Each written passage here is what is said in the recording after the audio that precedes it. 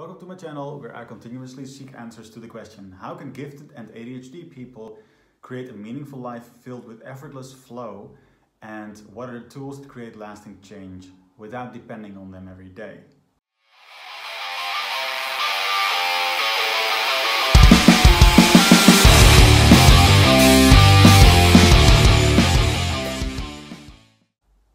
So, in this quick episode, I want to share some thoughts that I had after a call.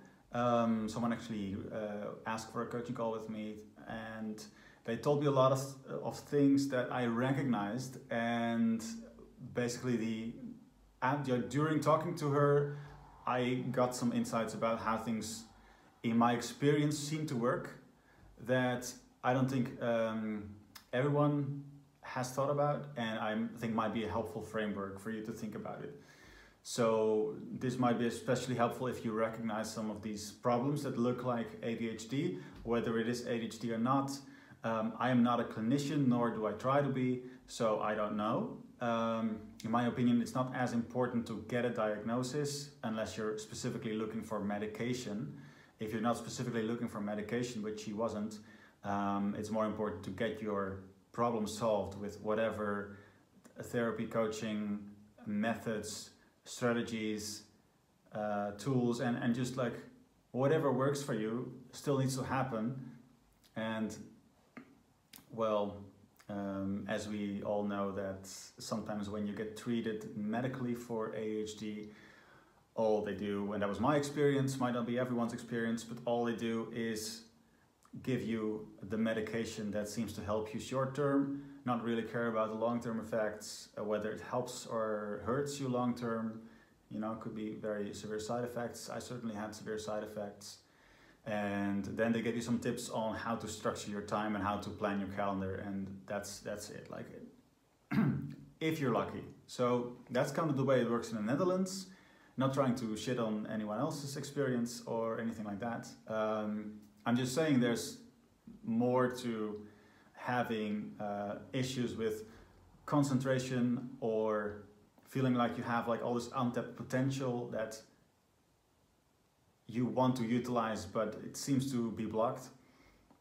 Then just like get a diagnosis and get medication. Like it certainly helps a lot of people. It's a lifesaver for some people, and for a lot of people it's not a long-term solution. And also not everyone is suffering like enough to actually be able to get helped through that route. A lot of people just want to optimize their mind. They want to optimize their mental performance. They want to feel present with people. They want to focus optimally without having to try so goddamn hard. But it's like their problems don't seem to fit in some kind of disorder category, which is good. I believe it's good, because I think it's not very helpful unless your life is really not going well. Like if you're really affected, like you can't function normally, of course, you know, seek treatment, but otherwise it's just more helpful to get your problem solved and get your problem described as well as possible. And she did that very well. So the person in question, who I had this call with like a couple hours ago, she definitely said, I have all this untapped potential, but it's not coming out. And that manifests in that I understand, like she was studying to be a psychotherapist, that she had to do all these exercises, and she basically feeling like she understood this material better than all the other students, or better than most. Like she had a great intellectual grasp of the material, and she could have been easily like passing that class without much effort if just her brain was cooperating with her. But what actually happened was that she had to do this homework, and that means that she had to force herself into a specific exercise at a specific time in a structured way, and that just didn't work. So while she could talk about the subject and understand the subject, if it comes to forcing herself into a structure of sitting down at a specific time, doing an exercise that someone else prepared for them and said, this is what you should do, and then this, and then this, and then this, and that just would cause her to block or It took her a really long time to get into a workflow, get into a flow state where she could actually do it. So, and that's also, I recognize that from my even high school periods where there was some very simple math exercises that I knew how to do, and I could have done them in 20 minutes if I had had the focus, but instead I was staring at them for 5 hours. And you know, in that time we didn't have smartphones. Yeah, I'm 29. I didn't have a smartphone when I was in high school. I didn't have that many friends to text. I was really not doing anything else. I was not looking at screens. I was not looking at my laptop. I was just staring at the exercise I was trying to do, and it just wouldn't, like, the process just wouldn't start up. So she also said, it seems like I'm daydreaming a lot. And that's also something I recognized. Even in high school, but also later, I was daydreaming a lot. I was just a lot like drifting away. And that was during the times that I was trying to focus on something, but it was also during the times that I was trying to be social with people. And then this kind of like coincides or like this dovetails with the topic of social anxiety, where it seems to go together, of having some level of social anxiety and also daydreaming and not being present with people during social interactions. Oftentimes, not always, but oftentimes. And the point I want to make is that these are not separate issues, and your brain is not being idle, daydreaming. So the perspective that I find a lot is that people think their brain is doing nothing and you have to push it to get to do something, right? So the shift I want to communicate is that actually your brain is not doing nothing. Your brain is not lazy. It's actually processing something that you're not aware of. Okay? So it took me like 10 years to figure out. I thought I had a lazy brain. I thought I had ADHD, and that was just it.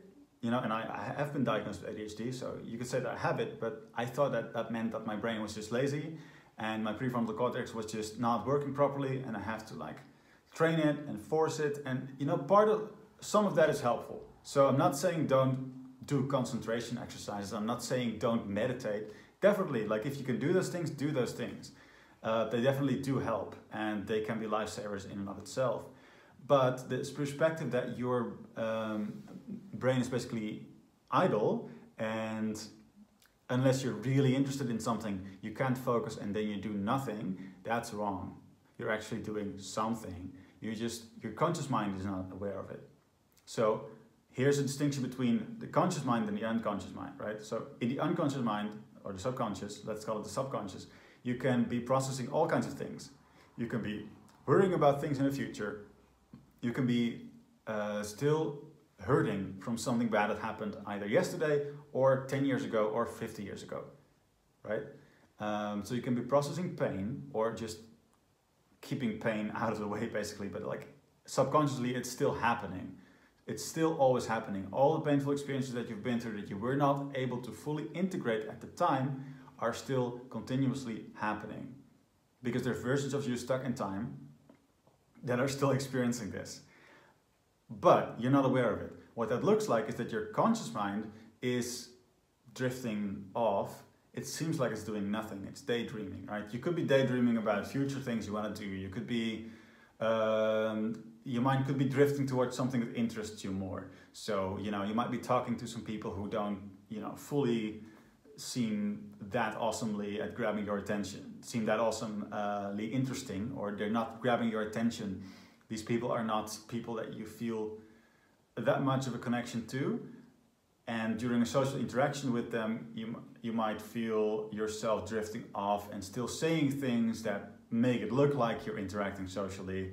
You might do some small talk while not being very spirited, not being very, not wholeheartedly, but you might, you know, have your mouth make noises that vaguely mean something, but you're just not present. And when you're trying to do some kind of work, also you might find yourself feeling like your mind is drifting off, because your conscious mind, that's what you're aware of. That might be in dreamland. It might be thinking about something you want to build in the future. It may be thinking about something to worry about, or something to do later, or a cool idea you had, or this show that you saw on TV or Netflix. And It might be going all sorts of directions, and that makes you think it's not doing anything, but it is. It's just that your conscious mind is not participating in what your subconscious mind is doing. Okay? So then, what does it mean for people who want to resolve this? And let me take a step back and say, I don't know how to solve your problem for you. I just know what worked for me. I know some things that have worked for some people that I have helped. If you have a better way of doing things, keep doing them. Please share them, you know. By the way, thank you guys for like booking these calls. Like even if we don't like work together, it still helps me to like, I just like to help people, like to get people to the next insight about the situation. It also helps me to think about this whole topic that I'm passionate about even more, and you know, have more content that I can discuss. So yeah, I really appreciate you guys using that book link and talking to more people. That's always fun. So to summarize, when you're drifting off and daydreaming, either during a social interaction or when trying to force yourself to do a task that your brain doesn't seem to want to do, I don't think it's very helpful to think that you're being idle, that you're doing nothing, that you're being lazy. Your brain is not being lazy. Your brain is actually processing something that you're not consciously connected to. So even though consciously what you're doing doesn't seem much, it's like either this vague, airy-fairy dreaming of someone you might want to marry, dreaming of this TV show, dreaming of this idea, or just nothing, like just staring into space, having like vague, you know, thoughts, memories, shapes pass. I get that all the time, like also in my personal experience. I can just stare into space and have vague flashes of memories that are very unrecognizable, just kind of like drift by, and it seems like my brain is not doing much. So how do you know what your brain is actually doing? And here's where you get into a bit of mindfulness, which you can apply, is like, how is my body feeling? And how am I feeling emotionally? So what are the body sensations, and what are basically, how's my breathing? How's my muscle tension everywhere? What do I think I'm feeling right now? Like, what do I feel? What do I feel here? What do I feel here? Is there an emotional quality to what I'm feeling? And if you don't know, you might listen to your heart rate and just check, like, are you breathing shallowly, or are you breathing deeply? Are you breathing using your belly, or only like using your chest? Just very shallow breath with the chest in and out. And if that's true, like if you have very shallow breath, or if you have a fast heart rate, or you feel yourself being tense, is there something you're worried about? Is there something you still feel bad about? Is it something you still feel hurt about? Is there an emotional quality to it? That might mean something, not just for the present moment, but also for a pattern in your life, something from the past that has happened again and again, and now you're afraid that it happens again, or some part of you is subconsciously thinking that something painful from the past is happening again. Therefore, you're in a wired state. You want to escape this state. Nobody wants to feel like that. And so the natural reflex is for your subconscious to kind of like work to push it away, and your conscious mind to go in a different direction. This is why it can often happen during social interactions. Because social interactions, if you're sensitive, they can very quickly make you uncomfortable in different ways. They can remind you of things, you know, if you're bullied in high school, then any part of a social environment could easily make you feel a bit threatened, a bit reminding of painful things that happened before. Someone could remind you unconsciously about something negative, and then a part of yourself like starts dealing with that, and another part of you starts to try to be present with the conversation, but you feel less and less present as it's happening. So if you stay in that situation and don't check in with yourself, what is going on with the rest of your subconscious mind, like how you're feeling, then you might find yourself drifting further and further away. And if you try to just keep having the interaction, you might feel like a shell of yourself. I definitely have that. Like, I feel like a shell of myself. I feel like a zombie, basically. And I'm pretending to be social, but really I'm elsewhere. Something is going on with me. Maybe I just need some sleep. Something is going on. And less of me is still remaining present. And the point I want to make is that it's really helpful to check, what is the rest of my mind doing? What is my subconscious mind doing? My brain is not just doing nothing and being lazy.